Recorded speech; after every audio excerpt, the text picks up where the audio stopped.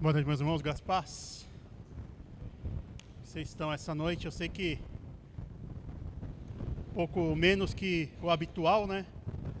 O pessoal começou a ficar doente, não se preocupe que não é só um sintoma aqui da igreja, é um sintoma também que eu vi na minha igreja, também muitas pessoas tiveram enfermidades, dengue, covid e gripe, coisas que nós devemos passar, né? E devemos glorificar a Deus, a quem não passou por isso, né? Deus nos protegeu e a quem está passando, nós oraremos, intercederemos por eles. Peço que vocês abram a sua Bíblia em Gênesis capítulo 3.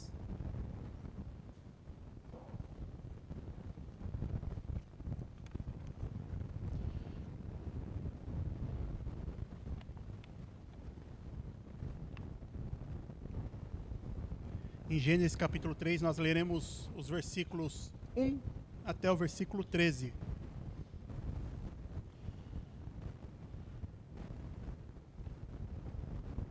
O tema do nosso sermão de hoje será uma indagação a vocês. Aonde você caiu?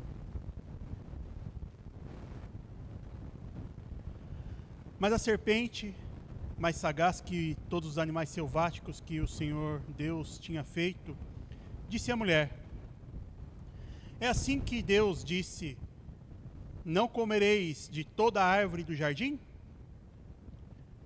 Respondeu-lhe a mulher: do fruto das árvores do jardim podemos comer, mas do fruto da árvore que está no meio do jardim, disse Deus: dele não comereis, nem tocareis nele, para que não morrais. Então a serpente disse à mulher: é certo que não morrereis, porque Deus sabe que no dia em que dele comerdes, vos abrirão os olhos, e como Deus sereis conhecedores do bem e do mal. Vendo a mulher que a árvore era boa para se comer, agradável aos olhos, e árvore desejável para dar entendimento, tomou-lhe do fruto, comeu e deu também ao marido, e ele comeu. Abriram-se então os olhos de ambos, e percebendo que estavam nus, coseram folhas de figueira e fizeram cintas para si.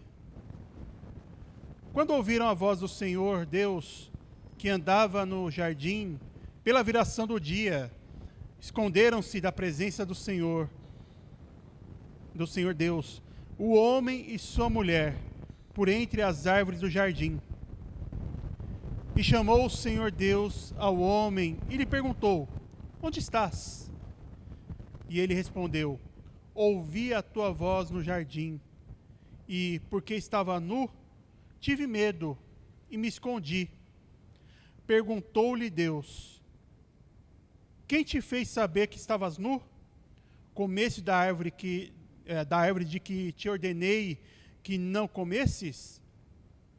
Então disse o homem: a mulher que me deste por esposa, ela me deu da árvore, e eu comi. Disse o Senhor Deus à mulher: que é isso que fizeste? Respondeu a mulher: a serpente me enganou, e eu comi. Então, baixe sua fronte, vamos fazer uma breve oração. Senhor, nós te agradecemos e te engrandecemos por estarmos na tua presença.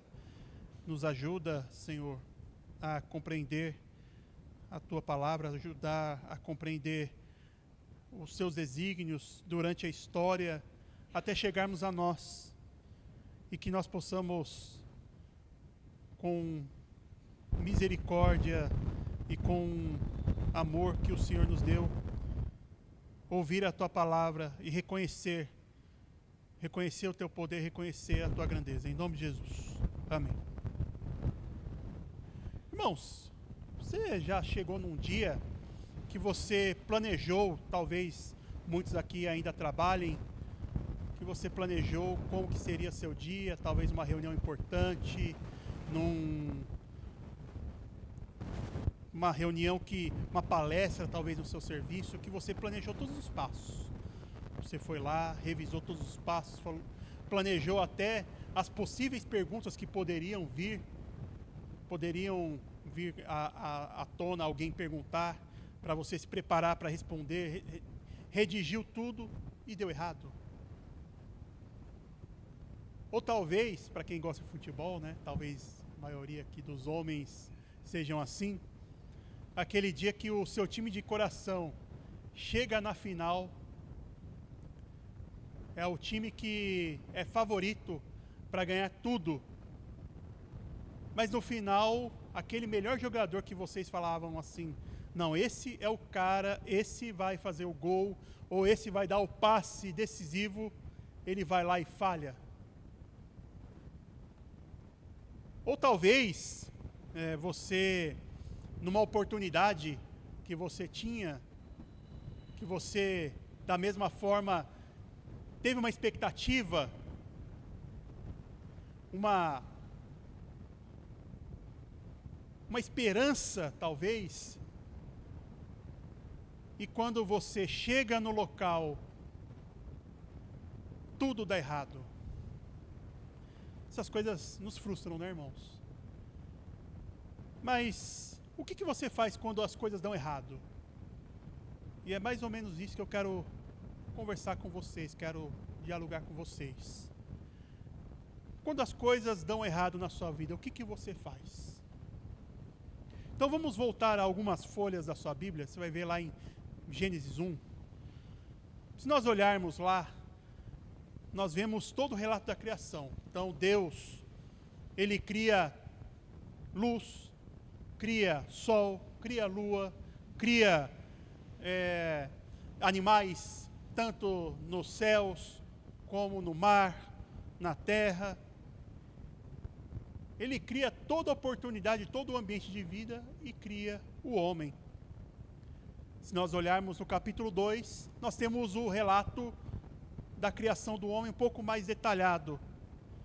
E ali, Deus dá a oportunidade de nós sabermos ricamente o que aconteceu ali. Primeiro Deus pega aquele boneco de barro, aquele boneco singelo, modelo, e lhe dá vida. Quando ele dá vida, ele dá alguns atributos a esse antes barro e agora um boneco, um humano. Ele dá a qualidade de retidão e verdadeira santidade. Esse homem começa a fazer os trabalhos que Deus designa, e ele passa a ser uma espécie de gerente ali na criação. Então ele olha, isso aqui parece papagaio, vou pôr o nome de papagaio. Isso aqui parece cachorro, vou pôr o nome de cachorro. E assim por diante. Ele começa a nomear as coisas, começa a nomear tudo que estava lá. Toda vez que Deus fazia alguma coisa, ele falava que Deus viu que era bom, e quando criou o homem, que era muito bom. Tudo perfeito. Mas tinha uma coisa que Deus viu que não era boa. Se nós olharmos, Moisés, ele enfatiza isso. Ele fala que de todas as coisas que ele viu que era boa, uma dessas não era boa, que era o homem estar só. Então, quando o homem se encontra sozinho e os animais acompanhados a complementar, o homem se sente só. E Deus, num ato de misericórdia, ele resolve essa pendência. Coloca aquele boneco para dormir, como fosse um coma, como fosse uma anestesia geral, e tira uma costela. E dali nasce a mulher, em Gênesis 2:21. Através daquela costela, ele traz aquela que seria a ajudadora. Ela seria não igual, no sentido de poder ou função, mas seria complementar. Ela seria uma uma espécie de auxiliadora naquela gerência. Deus faz que aqueles dois seres humanos fizessem esse trabalho. E essa união era tão forte, tão poderosa, que Moisés fala em Gênesis 2:24, que nem os pais poderiam separar aquele casal. Então, quando há um casamento, nem os pais poderiam interferir. Deixa o homem a sua casa e vai com a sua mulher. Então, no estado de perfeição do mundo, onde tudo era perfeito, uma escolha errada foi suficiente para acontecer o colapso. E é assim conosco, e é assim contigo. Quando tudo dá errado, é bom a nós perguntarmos aonde ou a quem nós demos ouvidos. Indo para o capítulo 3, no versículo 1, nós vemos que entra um personagem apresentado, um personagem novo. E para entendermos o porquê que as coisas dão errado, né? Nós vemos que tudo foi feito de forma perfeita, ao ponto de que nenhum dos dois podiam se envergonhar. E reparem que no capítulo 2 ele fala que existia uma cumplicidade. Os dois estavam nus, os dois estavam livres. Eles não podiam reclamar. Talvez um pouco de frio, não sei como que era a temperatura, se é como está hoje, né? Aqui, lá fora está pelo menos um bom frio, né? Mas eles viviam bem, viviam sem se envergonhar um do outro. E aí entra essa personagem entra, que é a serpente.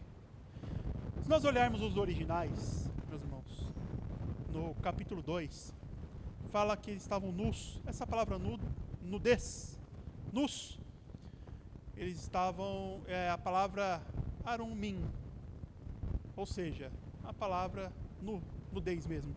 E a mesma palavra, pelo menos as mesmas letras no hebraico, também dá a qualidade da serpente, que é astúcia. Então, a serpente, ela foi precisa. A serpente, ela vai se posicionar de uma forma que ela vai usar a mesma condição para se apresentar a Eva. Então, a serpente, entre aspas, estava nua. Ou seja, a serpente, para nos enganar, ela vai se colocar com os nossos problemas, ela vai ter compaixão. Sabe aquela pessoa que fala, não, estou contigo. Muitas vezes essa é a voz da serpente. Sabe aquela voz que fala, não, nós estamos juntos até o fim. Essa era a serpente. Estamos juntos. Eva, você sabe, eu e você são parça. Quase falou isso. Estamos iguais. E nessa condição, ela faz três propostas. Três propostas muitas vezes absurdas para alguns, outras até propostas lógicas. A primeira, que ela fala que poderia se deleitar com qualquer um dos frutos. Então nós vamos lá no versículo 1 a 3, diz, na parte B, é assim que Deus disse, não comereis de toda a árvore do jardim? E aí Eva responde, do fruto das árvores do jardim podemos comer, mas do fruto da árvore que está no meio do jardim, disse Deus, dele não comereis, nem tocareis nele, para que não morrais. Meu irmão, você percebe talvez uma leitura um pouco mais afiada, que Deus, no capítulo 2, ele não falou que não podia tocar? Se nós olharmos o capítulo 2, ele fala que não podia comer, mas Eva acrescenta a palavra. Ou seja, Eva queria colocar uma nova doutrina naquela situação. E a serpente, ela vai duvidar da palavra de Deus. Eu creio que aqui estamos entre todo mundo aqui é crente. Não sei se todos são crentes. Eu vou partir desse pressuposto que todos aqui são crentes. A serpente se apresentou duvidando da palavra de Deus. A serpente se apresentou duvidando da eficácia do que Deus disse. E muitas vezes nós confirmamos o que essa serpente diz.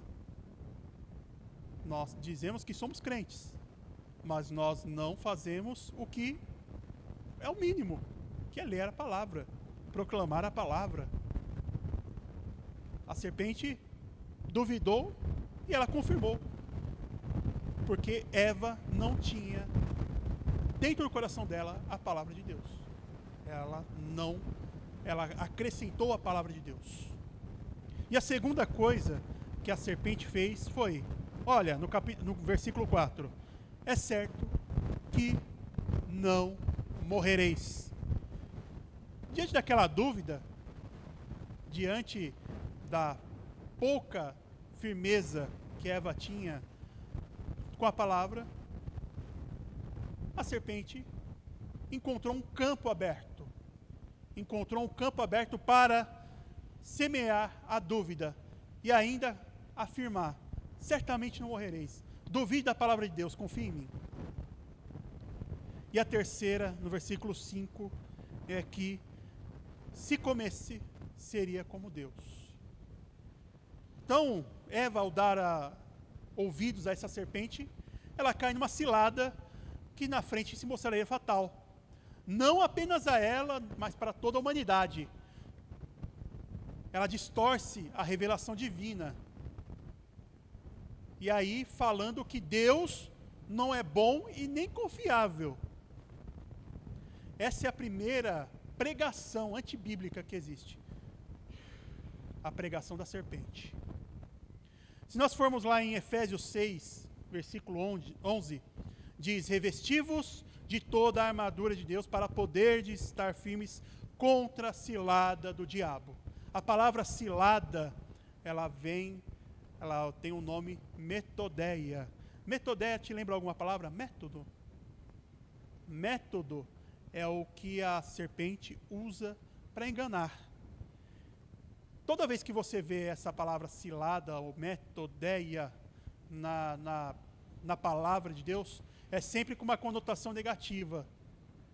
O erro é a estratégia de Satanás. O método de Satanás é implantar na mente dos crentes que eles podem errar sem consequência. O método de Satanás é que você pode fazer as coisas sem Deus. O método de Satanás é que você pode viver sem Deus. E o método de Satanás é pior. Você ser o seu próprio Deus. Spurgeon diz que ele atacará às vezes pela força, às vezes por fraude, por força ou por astúcia. Ele buscará vencê-los. E nenhum homem desarmado poderá vencer. Através desse engano, a serpente faz com que Eva caísse numa falácia. A primeira delas é que, se nós olharmos o contexto onde ela estava, que ela tinha milhões de árvores, provavelmente, ali naquele jardim. Ela podia se deleitar com qualquer árvore. Não era um sabor diferente que ia fazê-la querer aquilo. Tente algo diferente. Ela tinha uma abundância. Ela não era necessitada. Ela não estava com fome. Ela não estava com problemas. Ela era inteiramente suprida por Deus. Aquela árvore não fazia falta nenhuma a ela. Mas a serpente, em segundo lugar, tentou mostrar que ela podia apostar. Faça uma aposta. Por que não experimentar algo diferente? Por que não fazer algo diferente? Olha, se você não gostar, você pode varrer para debaixo do tapete. Ninguém viu. Eu não falo para ninguém. Se você não gostar, olha, dá um passo para trás e continue sua vida como nada tivesse acontecido. Fácil, né? Mas essa aposta custou caro. Essa aposta acabou com a vida dela. E a terceira coisa é que a serpente fala, ou está falando para Eva: você precisa saber o que é a vida, Eva. Você precisa saber o que é viver. Como diz a música lá dos Titãs, é preciso saber viver, né? Vai lá, siga em frente. Você precisa disso. Você não é mais uma criança. Você sabe que as coisas, o mundo passa, o trem da vida passa. E você vai ficar aí, parada? Olha, pode ser muito tarde. Pode ser que você morra sem saber como que é. Amanhã pode ser sua último respiro de vida. Então faça agora. Aproveite. Siga em frente. E sabe qual que é o mais estranho? Quando nós colocamos esse trecho em discussão, é que muitas pessoas falam assim: nossa, que estranho, uma serpente falando. Às vezes vem algumas dúvidas no nosso coração. Uma serpente falando. Mas sabe o absurdo? Qual que é o maior absurdo? É alguém ter ouvido Deus e duvidar da palavra dele. Alguém ter ouvido Deus e desobedecê-lo. Então a tentação, ela começa quando nós desconfiamos do caráter de Deus. Nós desconfiamos da palavra dele. O inimigo torce a palavra. É o trabalho dele. Nos tenta.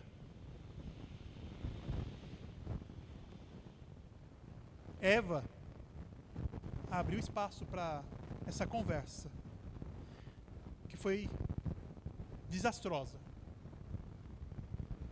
Calvino diz que todo pecado tem raiz na incredulidade. Quando nós deixamos de crer no que Deus diz, nós não estamos em cima do muro, como alguns acham. Não, eu faço bem, estou ótimo. Não, quando nós duvidamos da palavra de Deus, nós damos créditos à palavra da serpente. Eu não quero que você se ofenda com o que eu vou dizer. Quantas vezes você fez o mesmo? Quantas vezes você deixou de fazer o que Deus pediu, ou ordenou, melhor dizendo, para fazer o que o seu coração quer? Ou quantas vezes você caiu naquele que é proibido é mais gostoso? Vou fazer escondido. Qualquer coisa eu paro. Eu posso parar amanhã mesmo. Quantas vezes você caiu nessa mentira de Satanás, fazendo da mentira como o seu apoio? E isso acontece não só porque Eva ouviu. Isso também acontece conosco, mas também porque ela prosseguiu seu desejo. Então nós vemos lá no versículo 6: e vendo a mulher que a árvore era boa de se comer, agradável aos olhos e árvore desejável para dar entendimento, tomou-lhe do fruto e comeu, e deu também ao seu marido, e ele comeu. Abriram-se então os olhos de ambos, percebendo que estavam nus, coseram folhas de figueira e fizeram cintas para si. Então, aquilo que, em primeiro lugar, era bom, era gostoso, se converteu em dor. E que consequência terrível quando isso acontece. Eles tinham o direito a tudo e perderam esse direito. Eles entraram no estado de morte. Lembra que eu falei que aquele homem que fora criado com retidão e verdadeira santidade, eles foram amaldiçoados e perderam esse estado de retidão e verdadeira santidade. Eles não são mais retos perante Deus. E aí uma pergunta que alguns fazem, talvez alguns façam, né, melhor dizer assim, é: onde estava Adão no meio disso tudo? Vocês já se perguntaram, ao ler essa história, o que Adão estava fazendo da vida? Só tem duas alternativas. Eu não sei se vocês encontraram uma terceira. Eu só encontrei duas. Ou ele não estava presente, estava fazendo qualquer coisa, sei lá, o trabalho dele. Ou pior, ele estava lá presente assistindo tudo, de camarote. Quando Adão foi criado, ele não foi somente o primeiro homem a ser criado, mas também ele foi instituído como sacerdote do lar, o cabeça da criação. Então, quando Deus vai lá em Gênesis 2, 16, 17, Gênesis 2, 16, aliás, e 17 o Senhor deu esta ordem: de toda árvore do jardim comerás livremente, mas da árvore do conhecimento do bem e do mal não comerás, porque no dia que dela comeres, certamente morrerás. Foi para Adão essa ordem. Foi para ele passar para sua esposa. Foi para ele instruir. Foi para ele ser o líder, não somente no sentido de serviço, mas também espiritual. Ele deveria ter repreendido. Ele deveria ter falado: olha, serpente, aqui não. Aqui tem homem.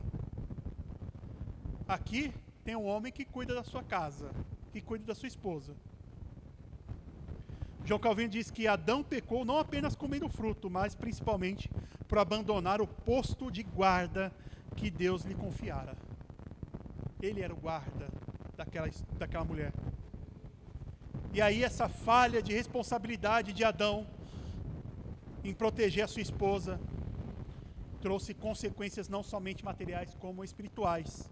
Pior, espirituais são piores do que materiais, né? Muitas vezes estamos tão ocupados em nossas atividades, em nossos afazeres, trabalhamos tanto, estudamos tanto, fazemos bastante atividades no nosso dia, cursos. Sei lá o que você faz da sua vida, claro que não é da minha conta,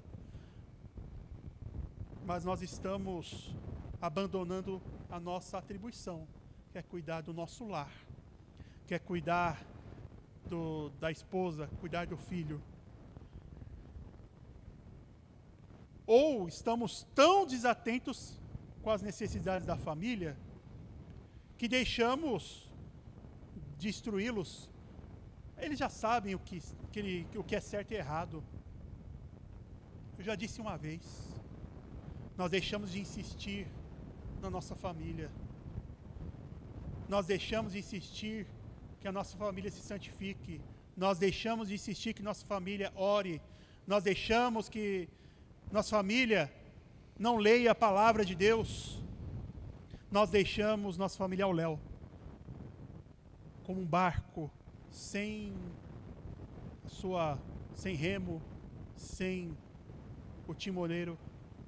É um barco que vai, que pode um dia chegar numa terra distante qualquer, ou se chocar nas rochas da destruição. E esse episódio nos faz um alerta importante, que o silêncio de Adão diante da serpente foi uma traição à sua missão.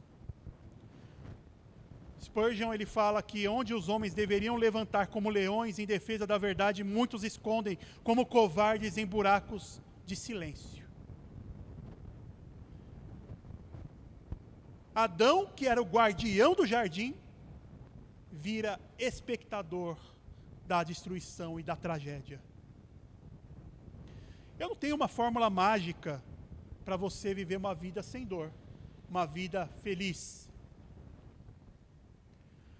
Mas eu sei que toda tragédia, principalmente espiritual, começa quando deixamos de ouvir a voz de Deus e ouvimos a voz da serpente. Talvez alguns já ouviram essa coisa de: você é muito jovem para estar na igreja, enfiado numa igreja. Faça o que você quer, seja feliz. Ou, é uma oportunidade única. Vai em frente. Experimente aí, só experimentar. Se você não curtir, se você não gostar, se você achar que não é para você, você para a hora que você quiser. Etc, etc, etc. Se eu ficar aqui comentando, tomo aqui tempos. E tenha certeza, meu irmão, a serpente só aparecerá no momento que você não está muito bem espiritualmente. A serpente não vai aparecer quando tudo está muito bem, quando você está orando regularmente, quando você está lendo a Bíblia com fidelidade. A serpente irá aparecer quando você estiver triste, talvez com o seu marido, com a sua esposa, ou quando tudo estiver monótono, sem sal. Poderia ter alguma coisa diferente. A serpente aparecerá com uma proposta. Vai lá, aposta. Por que não fazer algo diferente? E quando você acha que sabe mais que todo mundo também, não, eu sou suficiente, eu sei o que é bom para a minha própria vida. Eu sei, eu não preciso de instrução, eu não preciso vir para os discipulados, eu não preciso do pastor me aconselhar, porque eu sei o que é a minha vida, eu sei como fazer, eu sei de tudo, eu sou estudado, tenho diplomas. A serpente não é boba, meu irmão. Se tem alguém que não é bobo, é a serpente. Quando vocês perceberem que dar ouvidos à serpente foi um erro, já era. Quando a serpente começar a falar, se você não espantar a serpente, meu irmão, não tem como. Já era, o processo já começou. A sua destruição começou. E aí esse prazer começa a ser a sua vergonha. E há um terceiro passo, que é como nós reagimos perante essa atitude de aceitar o erro, de correr atrás do erro. E depois, quando ele nos encontra, esse erro nos encontra, o que nós fazemos? Nós reagimos como Adão e Eva. Veja no versículo 8. Quando ouviram a voz de Deus, a voz do Senhor, que andava no jardim pela viração do dia, esconderam-se da presença do Senhor Deus, o homem e sua mulher, por entre as árvores do jardim. Então, quando Adão vê tudo aquilo fora do script, ele se sente estranho. Quando ele se sente estranho, Adão e Eva, que antes poderiam viver tranquilamente nus, ao ponto de não ter vergonha, como diz no versículo 25, agora eles correm para se cobrir. Eles correm para tapa minhas vergonhas, porque eu estou nu. Agora, nesse momento, a consciência deles não estava mais limpa perante ninguém, nem entre eles mesmos. Imagina perante Deus. E a nudez que era um sinal de pureza, se passa como um sinal de vergonha. E essa ruptura interna, essa ruptura espiritual interna, passa a ser claramente exibido. Imagina se eles pudessem, sei lá, bater um pozinho mágico ou qualquer coisa para sumirem. Eu acho que eles fariam isso. Porque eles não estavam mais cobertos da glória de Deus. Eles estavam cobertos do pecado. E o pecado não apenas despia eles fisicamente, mas também tirava a retidão e a verdadeira santidade que haviam sido criadas. Lutero bem disse que o pecado não é apenas o ato externo, mas a inclinação do coração que nos separa de Deus. Agora a consciência deles acusava: você errou, você errou, você errou. E antes, o que era um jardim se torna um tribunal para eles. Versículo 9 diz: e chamou Deus ao homem: onde estás? Veja, no capítulo anterior, fala que Deus, na viração do dia, ele procurava conversar com o homem, se aproximar do homem. Alguns, eu já vi algumas vezes, eu creio, tomara que vocês não tenham ouvido pessoas pregando dessa forma, porque é uma forma prejudicial. Alguns falam que esse onde estás é como se Deus estivesse procurando seu amigo. Cadê meu amigo? Onde está Adão, aquele que eu conversava na viração do dia? Não. Aqui Deus está se mostrando como um juiz. Ele não fazia uma busca geográfica ali. Ele estava chamando para o tribunal. Ele estava chamando para o julgamento. Era a primeira vez que Adão não ouvia Deus como um pai, como um amigo. Ouvia ele como o seu juiz. Como um gerente que ele chama a reunião quando as coisas dão erradas na empresa,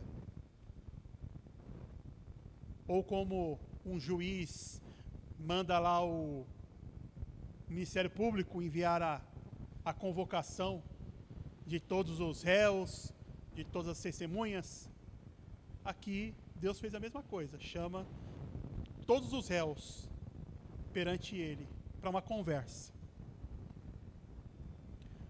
João Calvino fala que Deus, ao interrogar o homem, o faz para levá-lo ao arrependimento, revelando a gravidade do seu pecado antes da sentença. Então, no tribunal do Éden, Deus chama um por um para depor. Primeiro chama Adão. Adão, ele deveria ter confessado o seu pecado ali.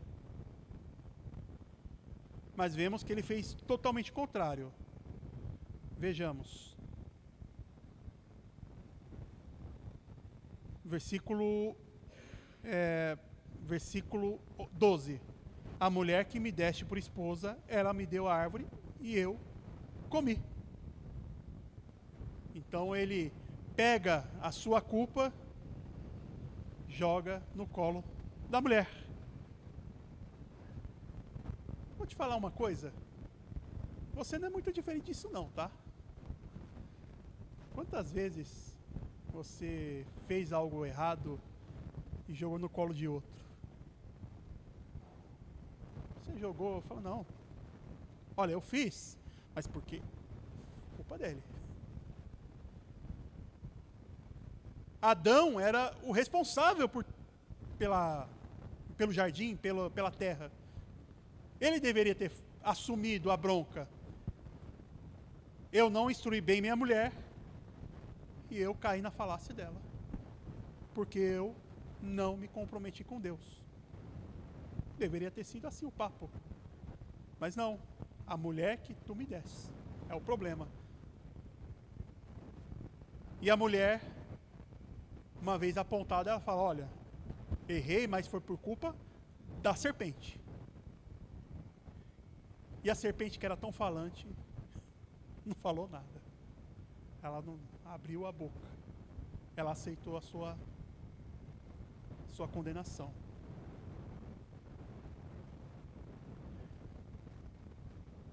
E aí nós vemos o efeito devastador do pecado.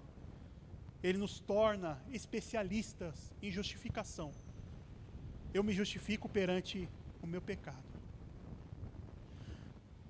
Agostinho de Hipona falava assim, que é o orgulho que faz o homem recusar-se a reconhecer o seu erro, e é a humildade que nos leva ao arrependimento.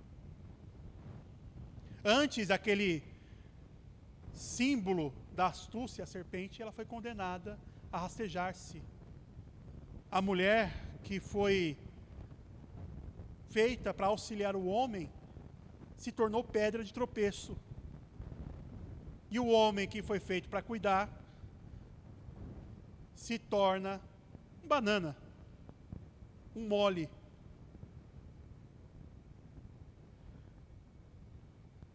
Mas nós temos algumas lições que nós podemos tirar disso.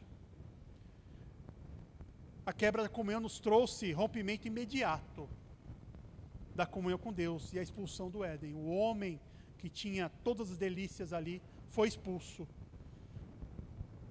E foi colocada uma espada flamejante como sinal de que aquele jardim nunca mais seria aberto por aquele homem. Irmãos, não se enganem. O diabo não brinca de ser diabo, não. E isso não nos dá direito de brincar de ser crente. Nós não podemos brincar com o pecado. Brincar com o pecado é morte. Ele nos levará à morte. Por mais que você tente colocar debaixo do tapete, as consequências vêm. As consequências são reais e terríveis. E muitas vezes nós nos escondemos na nossa doutrina, né, da perseverança dos santos, falando, não, uma vez salvo, salvo para sempre. Mas isso nunca foi licença para que nós possamos pecar. Viver em pecado, viver em uma falsa vida. Aliás, se você vê uma pessoa com um discurso, eu amo Deus, mas as suas atitudes diz, eu amo a serpente, tem algo errado. Nós não podemos estar perante o Deus a qual os querubins cantavam santo, santo, santo, e estarmos inertes. E o Senhor julga com justiça. Quando Isaías viu seu pecado perante aquela santidade, aquela glorificação, ele viu, olha, eu tenho lábios impuros. Ele confessou o próprio pecado. Eu tenho lábios impuros e ainda vivo no lugar onde as pessoas têm impuros lábios. Eu não sei como viver no lugar desse. A santidade de Deus não tolera pecados ocultos.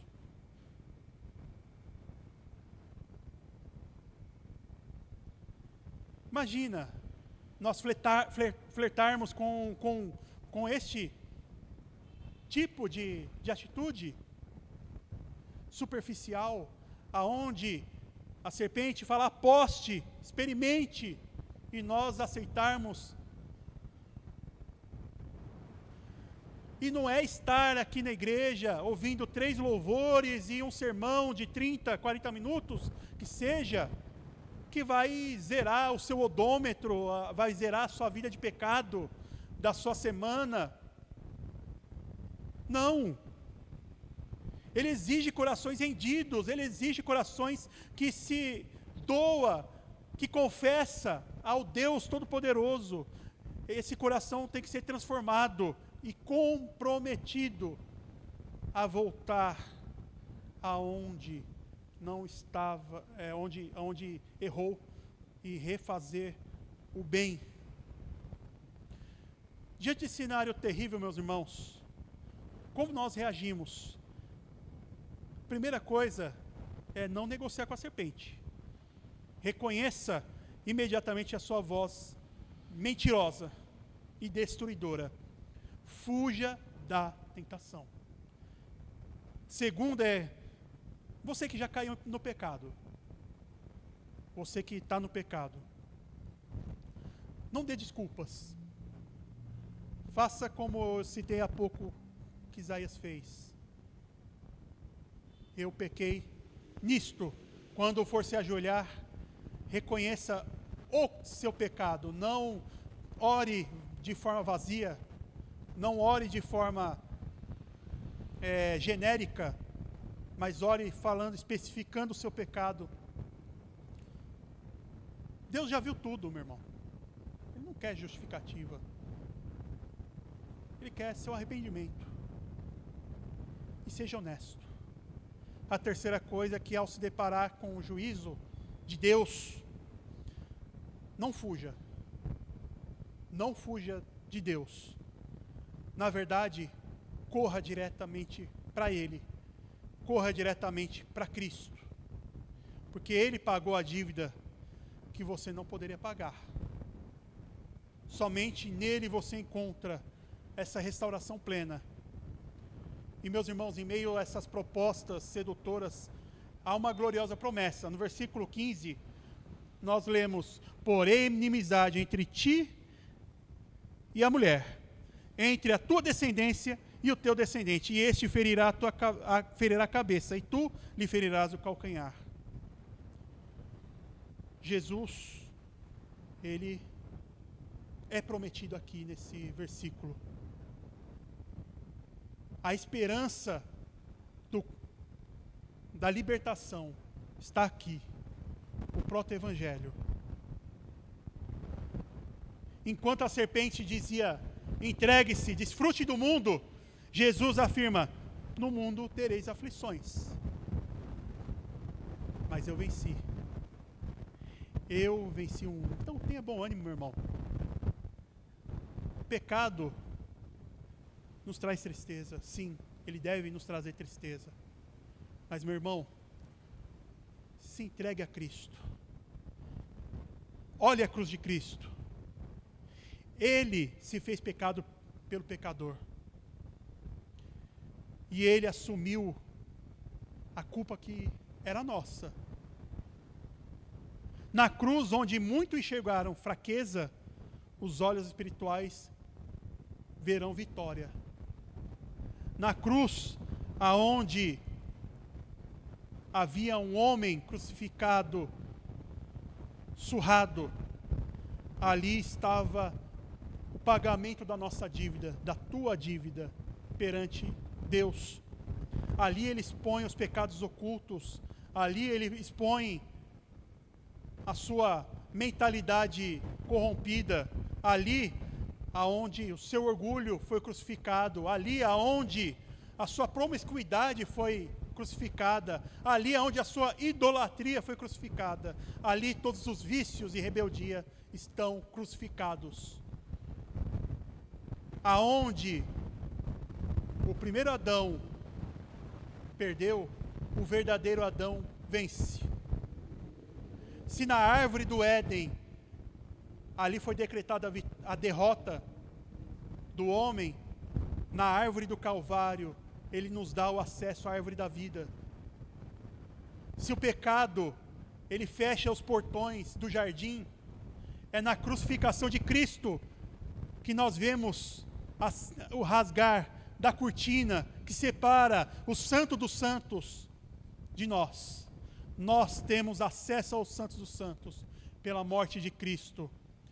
E você pode ter fracassado, caído, mas lembre-se, existe uma cruz, existe uma esperança para o caído, existe um perdão para aquele que se sente culpado, existe um perdão para aquele que se arrepende. Aonde abundou o pecado, a graça superabundou. A cruz é a vitória completa, meu irmão. A cruz é o estatuto aonde fala: eu esmaguei a cabeça da serpente. Eu venci. Cristo venceu por nós. Creia, meu irmão. E é por essa vitória que ele faz uma igreja triunfante. Essa igreja pode ser mais pujante, essa igreja pode amar a Cristo, porque Ele é quem deu a vitória. E talvez, ao ouvir tudo isso, nós podemos voltar à primeira pergunta: o que posso fazer quando tudo deu errado? A resposta é: corra para a cruz de Cristo. Quando a serpente sussurra que você fracassou, que você perdeu, lembre, a cruz grita: eu venci. Quando a serpente grita: você está derrotado, acabe aqui a sua vida, a cruz grita, a cruz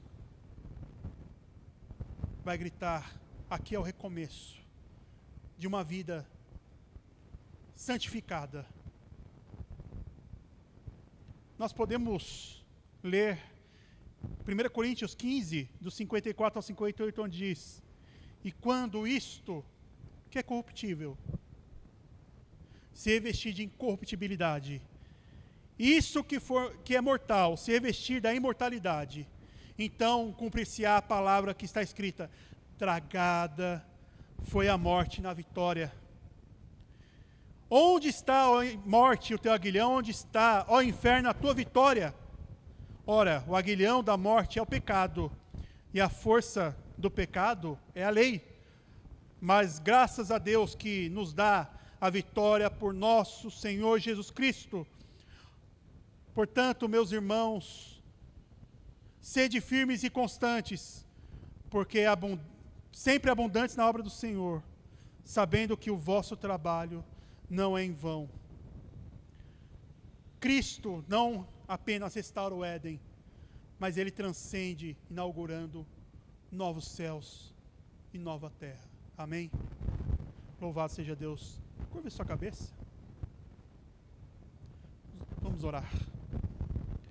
Senhor Deus, agradecido estou pela Tua grande obra em nossa vida,